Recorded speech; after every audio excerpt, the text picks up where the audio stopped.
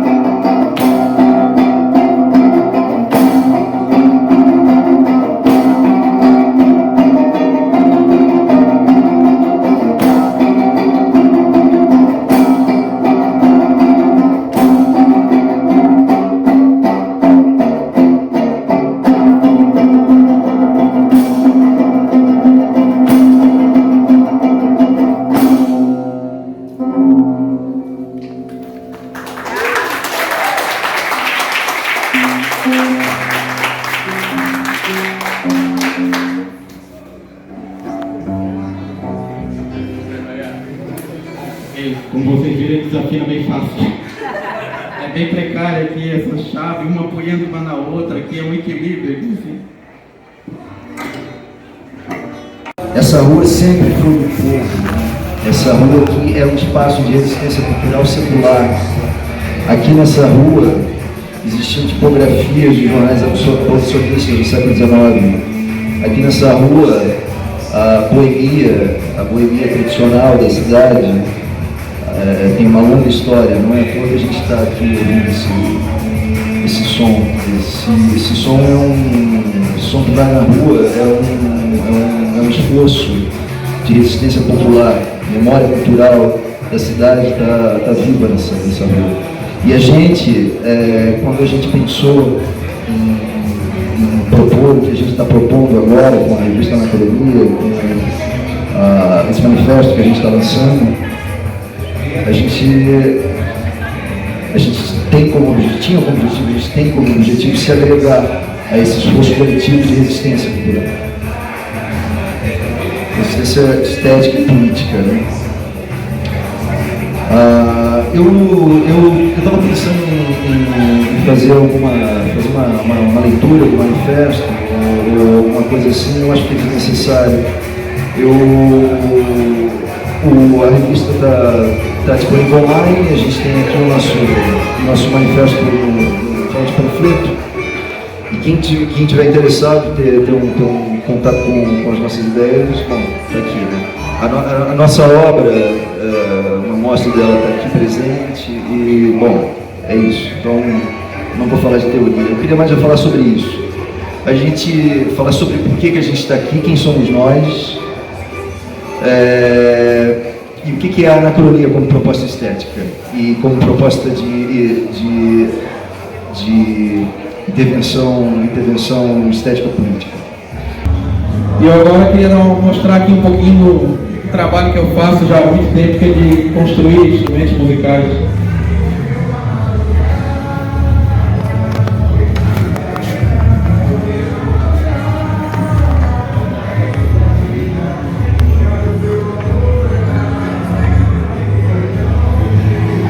Faz um bom tempo já que eu gosto de tocar, nas aulas vagas eu tento um jeito amador, assim, porque eu não sou muito profissional, fazer minhas composições. Hoje em dia eu trabalho desenvolvendo jogos, então eu mesmo componho as músicas dos meus jogos. Mas me dá um prazer extra também construir instrumentos musicais com materiais que eu encontro, né? Ou que as pessoas me dão, que eu consigo de alguma forma, né? Esse aqui eu não construí, né? Eu só modifiquei ele. Esse aqui é um morocongo. É um instrumento muito importante aqui em Floripa, porque existia o seu Gentil do Orocongo, que tocava esse instrumento aqui no centro da cidade. Ele era morador aqui do Morro da Caixa d'Água.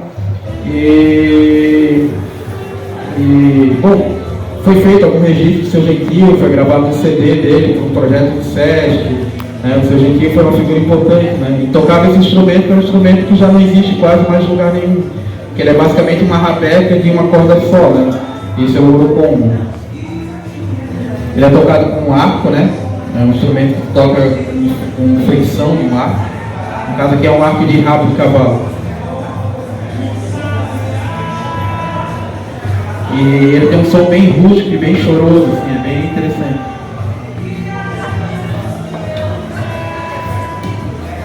Bom, vou tocar aqui uma coisinha. Vou tocar uma aqui que é o que o seu Gentil gravou no CD, que ele chama de Embolado. E, bom, vou tocar do meu jeito, porque eu não sou assim nenhum grande tocador de orocongo, né?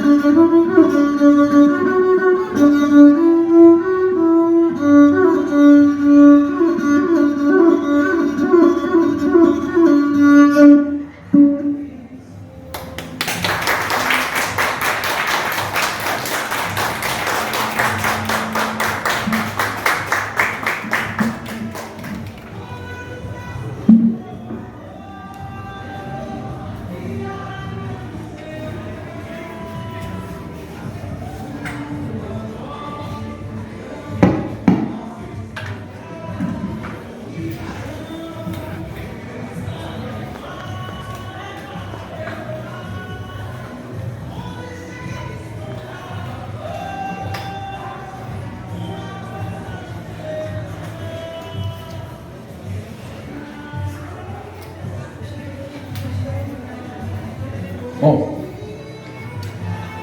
mas eu sempre tentando construir quando eu posso os instrumentos. E esse aqui eu já construí vários. Aquele Eurocombo quem construiu foi o Aires, o marceneiro da UDESC. E na época o professor José Luiz Quince me deu presente. Mas eu já construí vários de lata, uns mais simples, outros mais complexos. Mas esse aqui é um que eu construí que ele é bem simples, né?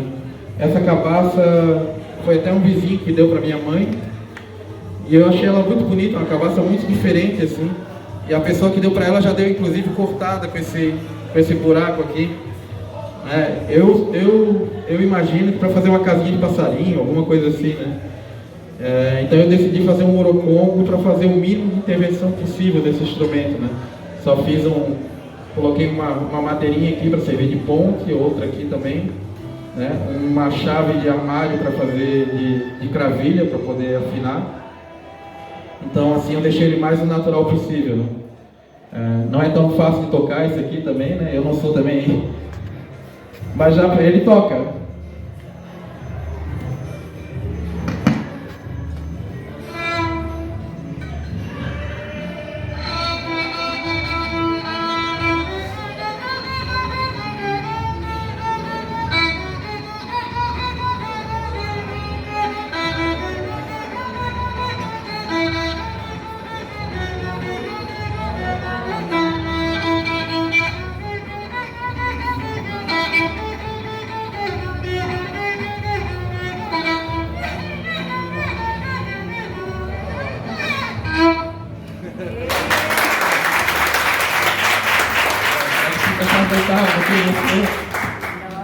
Eu não sei nada de tocar violino, por exemplo. A gente está num período da história mundial, também na história do nosso país, que é um período de modernização, um daqueles períodos de modernização a fórceps, né? De repente, do nada, o futuro, a modernidade resolve aparecer aqui nas nossas praias, né? E a gente tem que comprar as coisas assim, meio que abriscamente, meio que... E, bom, ao longo do tempo, pelo menos desde 1922, com os modernistas de São Paulo, André Andrade, ou Jorge Andrade, do ponto de vista da arte, se criou uma forma de a gente, a partir da onde a gente está falando, a partir desse país subdesenvolvido, periférico, se apropriar de uma maneira crítica e autônoma dessas coisas que vêm das metrópoles, né? A antropofagia do Oswald de Andrade e do Mário de Andrade e de outros artistas daquela geração está sendo celebrado esse ano, no centenário da Semana de Arte Moderna. E a lembrança desse momento da nossa história cultural e a consciência da importância desse instrumento conceitual que é ligado por essa geração de pensadores, Foi uma das razões que levaram a gente a querer escrever um manifesto e se colocar publicamente na rua esse ano. A antropofagia desses intelectuais é reivindicado no nosso manifesto. E o que a gente faz é menos que a aplicação dessa ideia e mais a atualização, né? A gente diz que é necessário buscar as nossas referências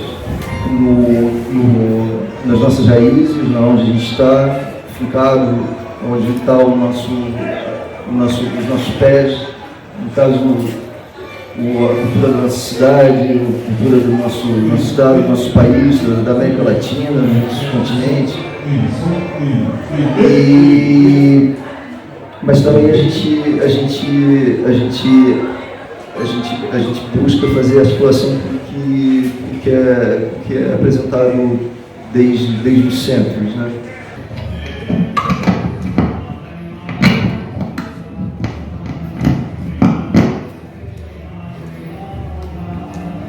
Geralmente eu gosto de sempre botar um captador piezo, que é um negócio muito simples assim, que se tira até de fone de telefone antigo assim, para captar o som do instrumento. Esse aqui como eu não queria botar uma captação, eu uso um negócio também muito simples que eu fiz, que é um grampinho com um piezo aqui, soldado no fio para a entrada do cabo.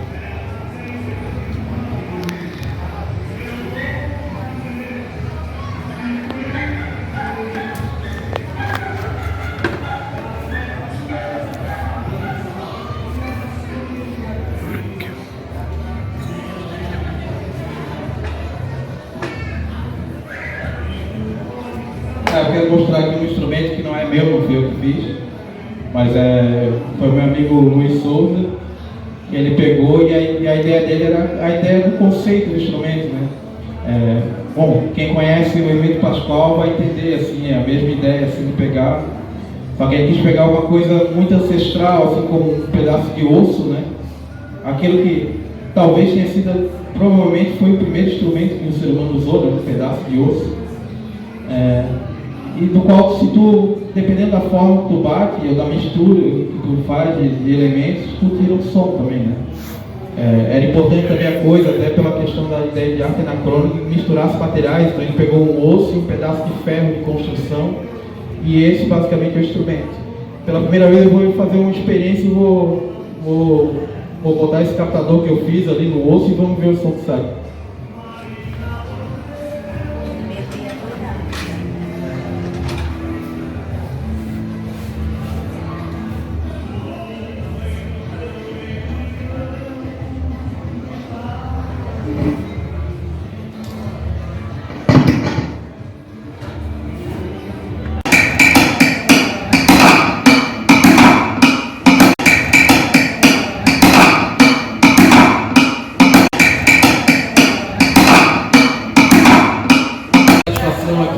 Todo mundo veio conferir aqui a nossa mostra de arte anacrônica.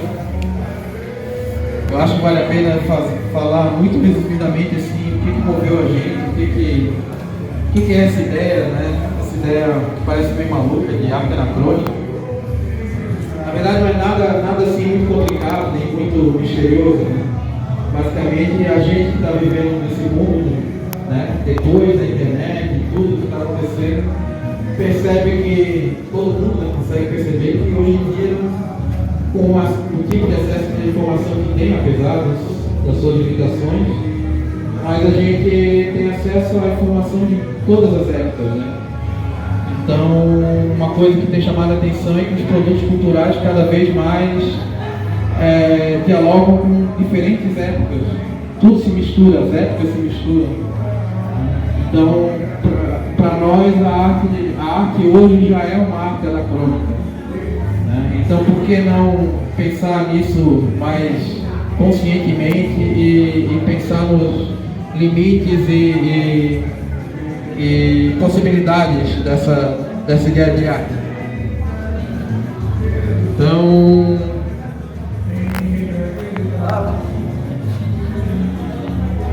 Então, assim, não é nada muito complexo, na verdade, é uma coisa que todo mundo meio que sente, né? Tá no ar, tá aí no mundo, que a gente já está vivendo um tempo de anacronia, as coisas vão, voltam, são relidas, né? E se a gente não pensar nelas conscientemente, né? E no caso da nossa proposta estética é pensar através da ideia de anacronia, elas acabam voltando assim, fora do nosso controle, né?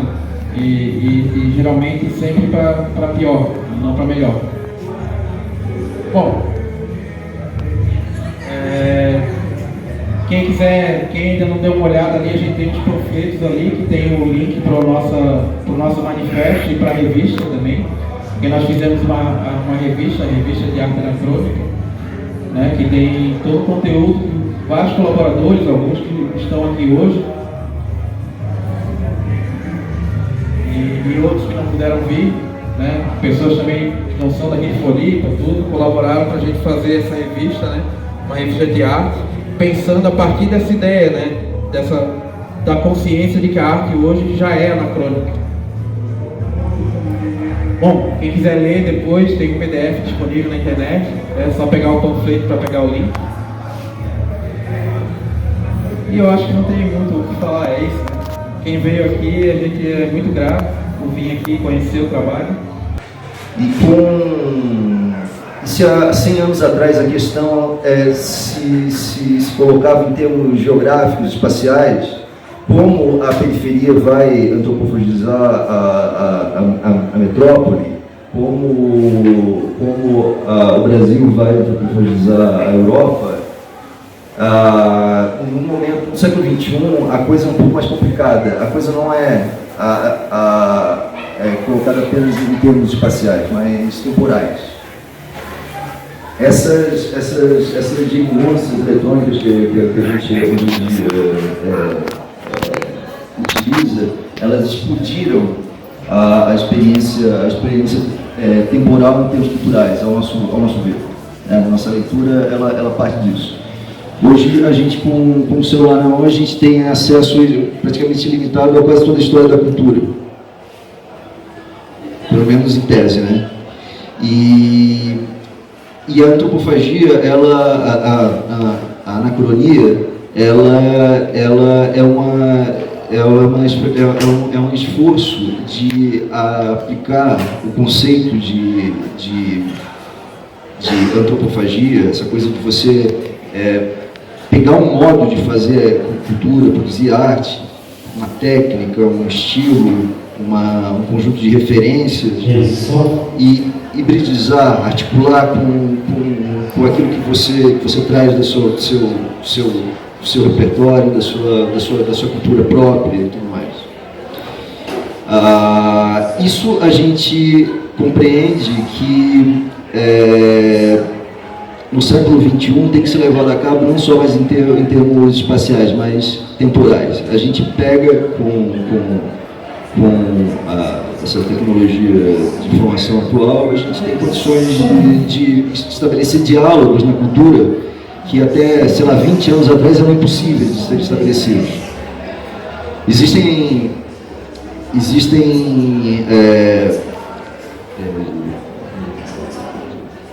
aqui mesmo, nesse espaço, existem alguns esforços de realização concreta dessa proposta. O trabalho do Amoex, esse trabalho que ele acabou de mostrar, é uma coisa que ele vem realizando há quanto tempo, Amoex? 20 anos, né? E ele expressa esse processo, esse fenômeno. Outras coisas que a gente vê, inclusive, na cidade, na rua, já expressam a anacronia como uma espécie de espírito do tempo. O que a gente está tentando fazer aqui é reunir artistas autoconscientes que estão pensando essas coisas, estão pensando a temporalidade, estão pensando a hibridização no tempo, estão pensando a apropriação crítica autoconsciente, politizada dessas referências que estão chegando para a gente dessas diferentes fontes.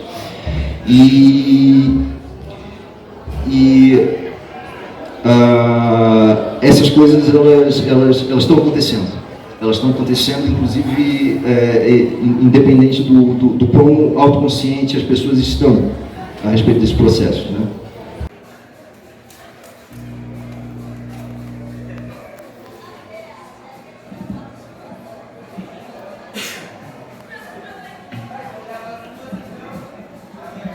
Bom, como eu falei, alguns aqui sabem, eu desenvolvo jogos, né, jogos de computador.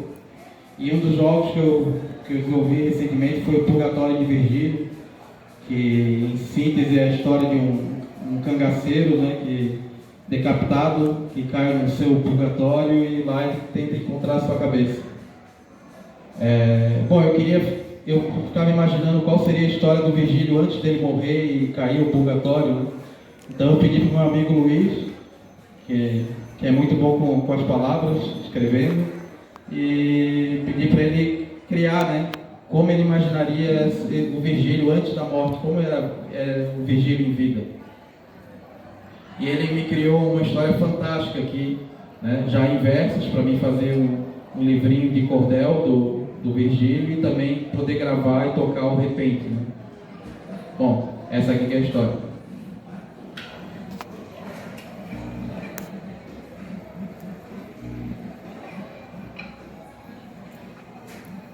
Essa é uma história do passado e do futuro.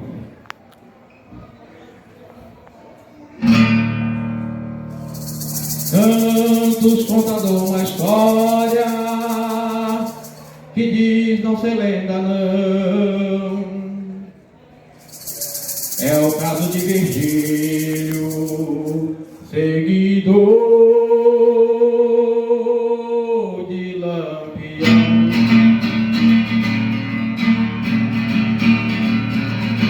O amigo dá licença que agora eu vou contar a história de um cabra que apareceu por cá. Foi no ano 38 do conflito nuclear. Foi no ano 38 do conflito nuclear.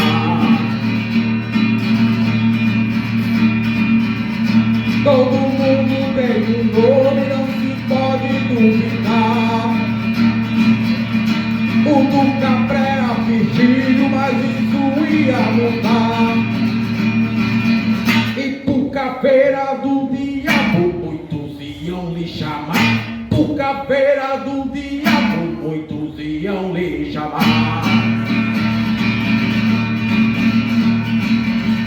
Tinha um chifre na cabeça onde ficava guardado todo tipo de memória, ideia, conceito dado. Mais de 5 terabytes sem nunca ser hackeado. Mais de 5 terabytes sem nunca ser hackeado.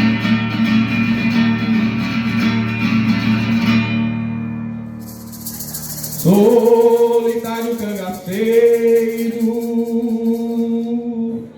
ele não se acercava,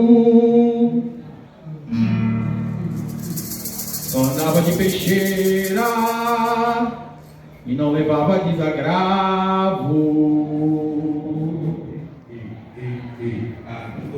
Dos macacos e dos mutantes que pelo sertão andavam, dos macacos e dos mutantes que pelo sertão andavam.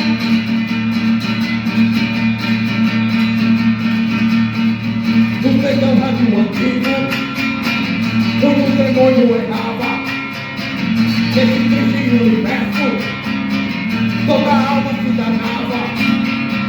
E Virgílio em seu cavalo, que não andava. E Virgílio em seu cavalo, que não andava.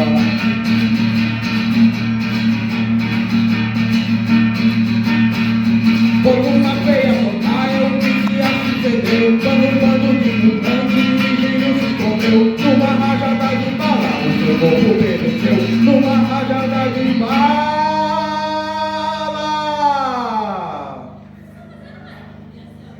que o seu corpo pereceu.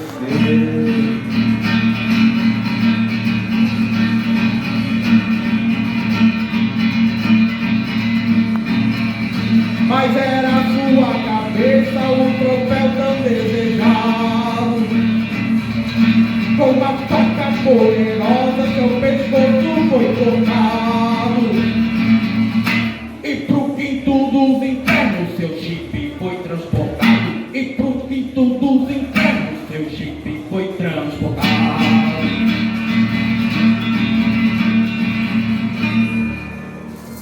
Enterrar o cangaceiro, que é pra morte descansar. Ai, ai. Esse é o corpo das pelejas que ele teve de lutar, mas ainda um desafio ele tinha de enfrentar. Mas ainda um desafio ele tinha de enfrentar. Dentro do morto, corpo vivo, vejo o que já sucedeu. Dentro da própria cabeça, Virgílio se escondeu. Transformado em Burumbai, que foi reclamar o que é seu. Transformado em Burumbai. Daí ali no meu joguinho, depois, ele foi reclamar o que é seu.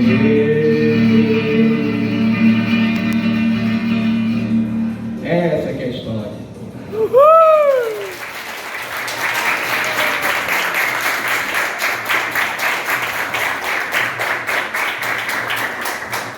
Valeu, pessoal. Palmas para mim, também para o Luiz, que escreveu a letra. Parceria nossa.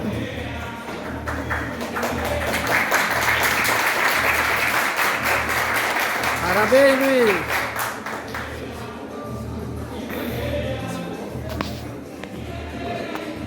Tem mais, eu vou só ficar mais um. Bom, eu vou tocar só mais uma aqui, que é o que eu tinha ensaiado aqui para mostrar para vocês. Tem mais um instrumento para mostrar. Também falar um pouquinho aqui do carrão de pé que eu uso.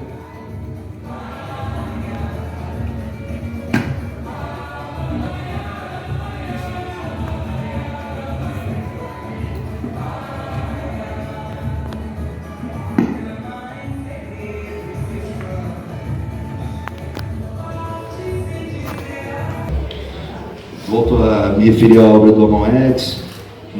O Pedro Paiva também é um artista que a gente toma contato por intermédio do Amon X. Ele também tem desenvolvido coisas muito próximas ao que a gente está fazendo aqui na cidade já há algum tempo. Também de uma maneira assim, à parte, agora que a gente está começando a dialogar de maneira mais estruturada. Então, assim, a Anacronia está no ar. Nós não estamos inventando a roda, a gente pode estar dando um nome para a coisa e sistematizando dentro de um discurso que tem a nossa marca. A nossa ideia é levar isso à frente o máximo que a gente puder. A gente quer falar com o mundo, a gente está na província, mas a gente, entre outras coisas, uma questão de opção política também, a gente quer falar desde as margens, todas as margens possíveis. E bom, é isso. Isso aqui é arte, é política e também é ética. E eu acho que é isso. Quero agradecer de novo todo mundo que participou da revista, do primeiro número da Anacronia, a Paola, a Ana Soquef, o Márcio Fernandes, Paulo Vilalva, a Aurora Mioto, o Yuri Hendrick, fala, que mais que participou da revista também, quem? Andressa, que está lá no Paraná, o Thiago Alves está no Paraná também, enfim, e deixar também o convite aberto para quem se identificar com a proposta estética, quiser trocar ideia, quiser conversar a respeito dos nossos trabalhos e quiser se aproximar também do grupo para talvez dar alguma contribuição para o segundo número da revista Macronia, que vai sair, em algum momento vai sair. Fica aberto o convite. De novo, eu agradeço. Agradeço também ao Paulo, ao senhor Paulo, Paulo Pai, você está confusão, a Osmarina, que está oferecendo essa oficina de cerâmica, argila, de cerâmica, que atualiza e dá continuidade a essa tradição escultórica importantíssima que a gente tem aqui na cidade e que tem a figura do Cascais como referência. Principal referência, né, em que a família Vilalva leva à frente com esse trabalho de reivindicação dessa memória cultural da cidade. Então, muito obrigado e desculpa aí meu lugar.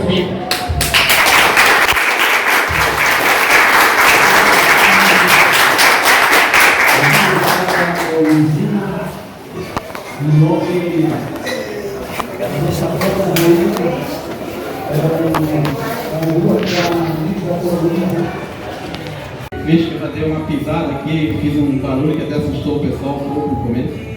Aqui embaixo é um carrom de pé, né? Talvez alguém já tenha visto aqui que o pessoal chama de one man band, assim, uma banda de um homem só, né? O cara lá tocando, os pratos.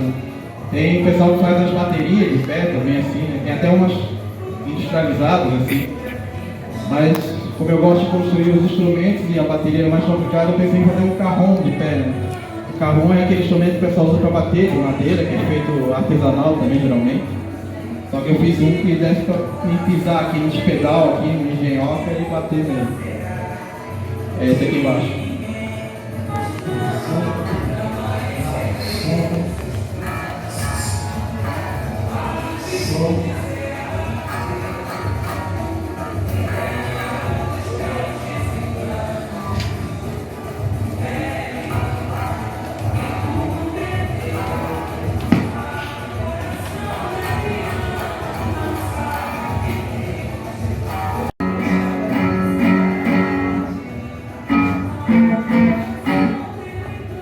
Bom, para terminar aqui, essa aqui é uma guitarra de 3 cordas.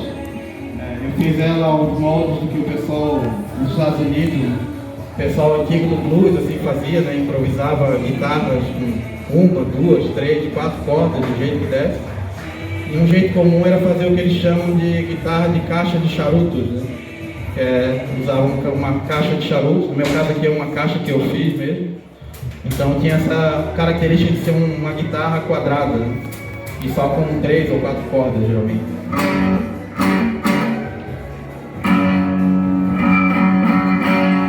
Bom, eu vou tocar uma aqui para vocês, para saideira, para finalizar.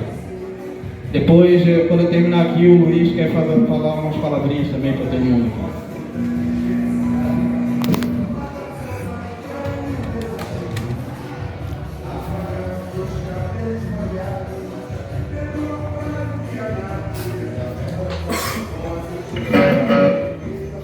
Thank you.